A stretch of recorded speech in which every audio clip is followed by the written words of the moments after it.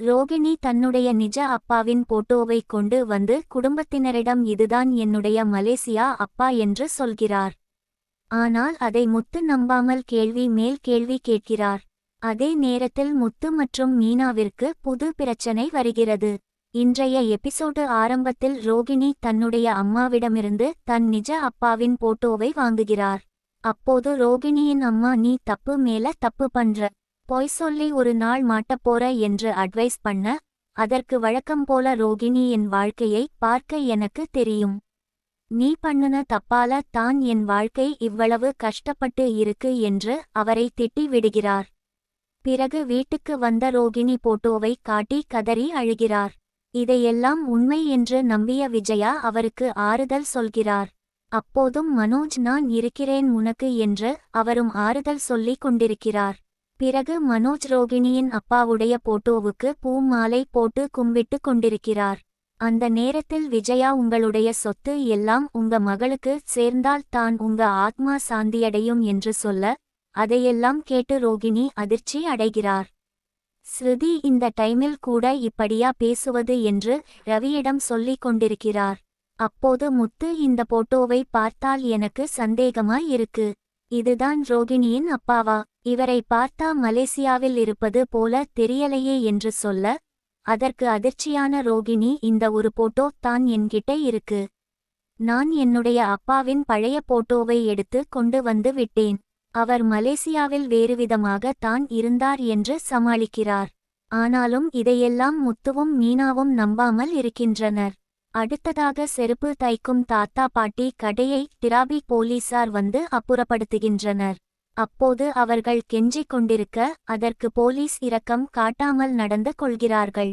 அந்த நேரத்தில் முத்துவும் மீனாவும் வந்து தாத்தா பாட்டிக்காக சப்போர்ட் பண்ணி பேசுகின்றனர். அப்போது டிராபிக் போலீஸ் பாட்டியை பிடித்து கீழே தள்ளி விடுகிறார். அதில் பாட்டி கீழே விழுந்ததால் அவருடைய தலையில் அடிபட்டு இருக்கிறது. உடனே முத்து டிராபிக் போலீஸ் சட்டையை பிடித்து முறைக்கிறார். இதனால் டிராபிக் போலீஸ் அவரை அடிக்க போகும்போது பக்கத்திலிருந்து மற்ற போலீஸ் அவரை தடுத்து, பப்ளிக் பாக்குறாங்க இந்த இடத்தில், வேண்டாம் என்று கூட்டிக் கொண்டு போகிறார்கள். பிறகு முத்துவும் மீனாவும் பாட்டியை சீதா வேலை பார்க்கும் ஹாஸ்பிடலில் சேர்க்கின்றனர். அவருக்கு தலையில் அடிபட்டு இருப்பதால் மொத்தம் ரத்தம் ஏத்தணும் என்று சொல்கிறார்கள். அடுத்ததாக வீட்டிற்கு வந்த முத்துவும் மீனாவும் இது பற்றி அண்ணாமலையிடம் பேசுகின்றனர். அப்போது மனோஜ்க்கு பாட்டியின் பி பாசிட்டிவ் ரத்தம் என்பதால் அவரை பாட்டிக்கு ரத்தம் கொடுக்க சொல்லி முத்து கேட்க அதற்கு முடியாது என்று மறுத்து விடுகிறார்.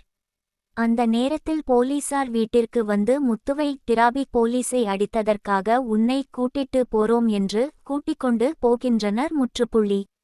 ரவியும் ஸ்ருதியும் நாம வக்கீல் பார்த்து பேசுவோம் என்று சொல்லிக் கொண்டிருக்கிறார்கள். அடுத்ததாக முத்து போலீஸ் ஸ்டேஷனில் இருக்கும்போது மீனா அங்கு வருகிறார். மீனாவை முத்து வீட்டுக்கு போக சொல்லிக் கொண்டிருக்கிறார். அப்போது மனோஜையும் ரோகிணியையும் ஏற்கனவே பணம் ஏமாற்றிக் கொண்டு போன கதிர் மீது கொடுத்த கேஸ் பற்றி விசாரிப்பதற்கு வருகிறார்கள். அப்போது அங்கிருந்த ஏட்டு ஒருவரிடம் காதில் மனோஜ் சொன்ன வார்த்தையை கேட்டு மனோஜை அடிக்கிறார். அதைத் தொடர்ந்து வந்த போலீஸ்காரர்கள் எல்லோருமே மனோஜை அடிக்கிறார்கள். பிறகு மனோஜும் ரோகிணியும் ஸ்டேஷனிலிருந்து கிளம்பியதும் அங்கு இன்ஸ்பெக்டர் வருகிறார். அவரிடம் முத்து தான் டிராபிக் போலீஸ் சட்டை பிடித்தது என்று அங்கிருந்து போலீஸ் சொன்னதும் இன்ஸ்பெக்டர் முத்துவை திட்டுகிறார். அப்போது மீனா நடந்த விஷயத்தை சொல்லியதால் இன்ஸ்பெக்டர் டிராபிக் போலீஸை திட்டுகிறார். அதோடு முத்து அதிகாரத்தை கையில் எடுத்ததும் தப்பு என்று முத்துவையும் வார்ன் பண்ணி வெளியே அனுப்புகிறார். அப்போது டிராபிக் போலீஸ், இந்த இடத்தில் நீ தப்பிச்சிட்ட, ஆனா உனக்கு ஏதாவது பிரச்சனை வரும்போது உன்னை யாரு காப்பாத்துறாங்கன்னு நான் பாக்குறேன் என்று மிரட்டுகிறார். இப்படியாக இன்றைய எபிசோடு